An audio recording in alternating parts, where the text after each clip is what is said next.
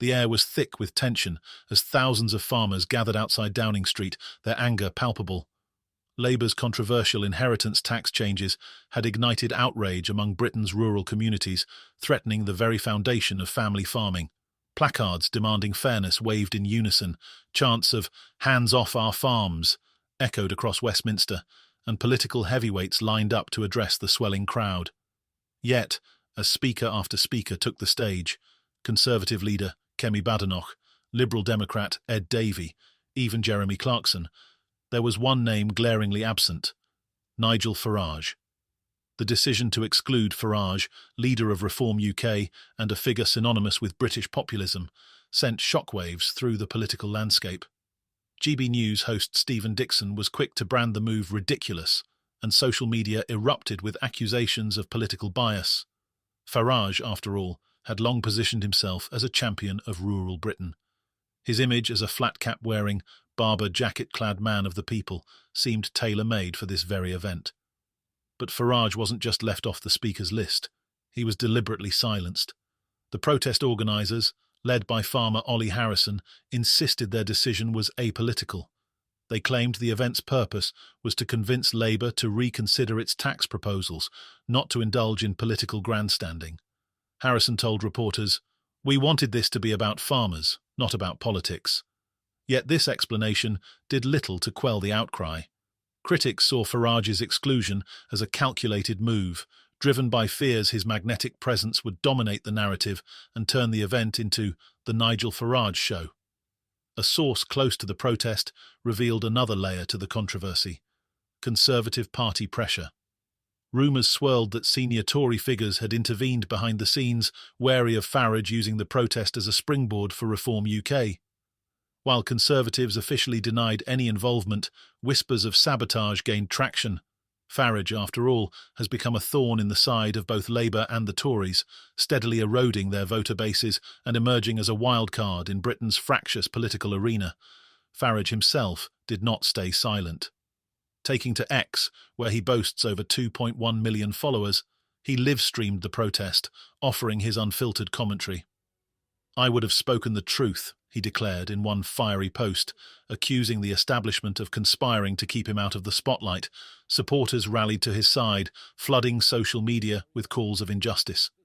For many, the exclusion was a symptom of a broader issue: the political establishment's fear of Farage's growing influence. His allies echoed this sentiment. Tory advisor Charlie Rowley lamented the missed opportunity, calling Farage's absence a blow to the farmers themselves. "Nigel's been out there in the mud, speaking up for rural communities when no one else would. He's got the credibility these farmers want to hear." For the farmers braving the November chill, that credibility might have made all the difference. Yet, Farage's exclusion wasn't just about keeping the event non-political. It was also about optics. Organisers feared his presence would alienate Labour, the very party they hoped to influence. By inviting Farage, they risked turning the protest into a partisan battleground, further entrenching divisions rather than fostering dialogue. But in their bid to stay neutral, they inadvertently fanned the flames of controversy. As this drama unfolded, Nadine Dorries, former Culture Secretary and staunch Boris Johnson ally, added fuel to the fire. In her newly released book, Downfall, Dorries offered a bombshell insight into Farage's political ambitions. Following a private meeting with the Reform UK leader, Dorries revealed his chilling declaration, "I'm Boris now." The comment, which she initially laughed off, took on a more serious tone as Farage outlined his plans to dismantle the Conservative Party. "He said he's going to destroy them," Dorries recounted in a recent GB News interview. "And you know what? He might just do it." Farage's rise comes as the traditional parties face unprecedented challenges.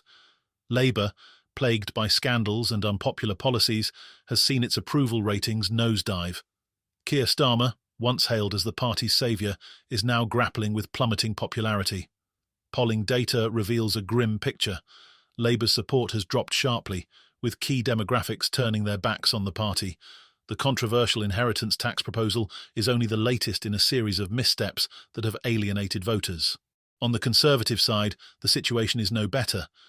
Under Kemi Badenoch's leadership, the Tories have managed to regain some ground, but their recovery remains fragile. Farage and Reform UK have seized the moment, capturing disillusioned voters with their unapologetic rhetoric and promises of change. Recent polling shows Reform UK surging to 21%, just 3 points behind the Conservatives. In Wales, a proportional voting system has propelled them to the top, overtaking Labour as the region's most popular party. Farage's exclusion from the farmer protest, rather than sidelining him, has only amplified his voice. Supporters see it as yet another example of the establishment trying to suppress dissent, a narrative that resonates deeply with his base. And while the traditional parties bicker over strategy, Farage is quietly building momentum, positioning Reform UK as the antidote to a broken system. The scandal also highlights a broader shift in British politics. Elon Musk, newly appointed head of government efficiency by Donald Trump, weighed in on the chaos, sharing a graph of Starmer's approval ratings alongside a dire prediction. All establishment parties in the UK will get crushed in the next election. Musk's tweet, which compared Starmer to Stalin, sent shockwaves through political circles. While some dismissed it as hyperbole, others saw it as a harbinger of the upheaval to come. Polling supports Musk's grim assessment. Reform UK has steadily gained ground, fueled by voter frustration with the status quo. Their success in local elections, while modest in terms of seats, signals a growing appetite for change. Chairman Zia Yusuf is bullish about the party's prospects, boasting of their 100,000-strong membership and ambitious plans for next year's council elections. "We're reconstituting the centre-right of British politics," Yusuf declared, a statement that echoes Farage's long-standing ambition to reshape the political landscape. As the dust settles on the farmer protest, one thing is clear. Farage's exclusion was more than a tactical decision. It was a flashpoint in a much larger battle for Britain's political future. The traditional parties, caught in a web of infighting and declining public trust, face an existential crisis. Meanwhile, Farage and Reform UK continue to rise, buoyed by a groundswell of discontent. For Labour, the stakes couldn't be higher. Starmer's leadership is under scrutiny, and the party's handling of key issues has alienated core supporters. The inheritance tax debacle is just the tip of the iceberg, with many predicting that Labour's days in power could be numbered. The Conservatives, too, are at a crossroads, torn between traditional values and the need to adapt to a rapidly changing electorate. And then there's Farage, the wildcard. His exclusion from the protest may have denied him a stage that day, but it hasn't silenced him. If anything, it has only solidified his role as the outsider, challenging the establishment. His declaration to Dorries, "I'm going to destroy the Conservative Party," no longer seems far-fetched. With Labour faltering and the Tories scrambling, Farage is poised to become a central figure in Britain's political future. The farmer protest was meant to be a rallying cry against Labour's tax policies, a moment for rural Britain to stand united. Instead, it has become a symbol of the deep divisions and shifting dynamics within the country. As traditional parties falter, the rise of figures like Farage signals a new era of political disruption, one that promises to reshape Britain in ways we're only beginning to understand.